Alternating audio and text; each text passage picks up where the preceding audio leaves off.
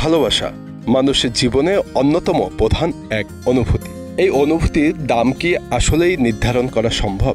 চীনের কিছু তরুণী রাস্তার পাশে দোকান খুলে বসেছেন, যেখানে স্বল্প দামে বিক্রি হচ্ছে চুমো, আলিঙ্গন এবং কিছুটা সময়। এদের বলা হয় স্ট্রিট গার্লফ্রেন্ড। তাদের এই কর্মকাণ্ড বর্তমান চীনের সমাজে আলোচনার কেন্দ্রবিন্দুতে রয়েছে। এই স্ট্রিট গার্লফ্রেন্ডরা বিভিন্ন সেবা প্রদান করেন। কেউ শুধু চুমো বা আলিঙ্গন বিক্রি করেন, আবার কেউ বা ঘরের কাজেও সাহায্য করেন। তারা দৈহিক সম্পর্কে রাজি নন, তবে একদিনের প্রেমিকা হিসেবে তারা অনেকে সঙ্গী হন। তাদের এই পরিষেবার দামও নির্ধারণ করা হয়েছে। একটি আলিঙ্গন 1 ইউয়ান, একটি চুমো 10 ইউয়ান, একসঙ্গে সিনেমা দেখার জন্য 15 ইউয়ান। 1 ইউয়ান বাংলাদেশি মুদ্রায় 16 টাকার বেশি মূল্যমানের। পানীয় পান করার সময়ও সঙ্গ মেলে কারো কারো, তবে এজন্য বাড়তি ইউয়ান খরচ করতে হয়। একজন স্ট্রিট গার্লফ্রেন্ডের সাইনবোর্ডে লেখা ঘরের কাজে সাহায্যের জন্য 20 ইউয়ান, পানীয় পান করার সময় সঙ্গ দেওয়ার জন্য 40 ইউয়ান লাগবে। বিভিন্ন ধরনের সেবা প্রদানের মাধ্যমে একজন স্ট্রিট গার্লফ্রেন্ড 100 ইউয়ান পর্যন্ত আয় করে থাকেন। তবে তাদের এই কার্যক্রম ঘিরে আছে আলোচনা এবং সমালোচনা। তবে এই প্রথা ঘিরে তৈরি হয়েছে এক জটিল প্রশ্নবোধক চিহ্ন। অর্থের বিনিময়ে ভালোবাসা কিনে নেওয়া কি সত্যিই সম্ভব?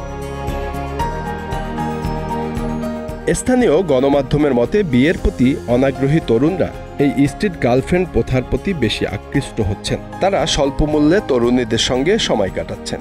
এছাড়া যেসব তরুণ কাজের চাপ মোকাবিলা করতে হিমশিম খান এবং পরিবারের দায়িত্ব নিতে চান না, তারা অর্থের বিনিময়ে স্বল্প সময়ের জন্য ভালোবাসা কিনে নেন।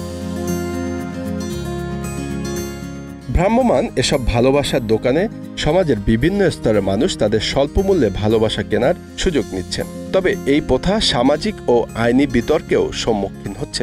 চীনের আইনজীবীরা মনে করেন এই কার্যক্রমটি দেশের আইনি কাঠামোর বাইরে চলে যাচ্ছে এবং পতিতাবৃত্তির ঝুঁকি বাড়ছে।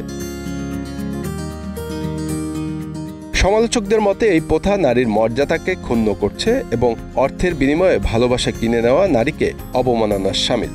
চীনা সমাজে নারীর অবস্থান এবং মর্যাদা নিয়ে নতুন করে প্রশ্ন উঠেছে এই স্ট্রিট গার্লফ্রেন্ডের প্রথার প্রভাবে।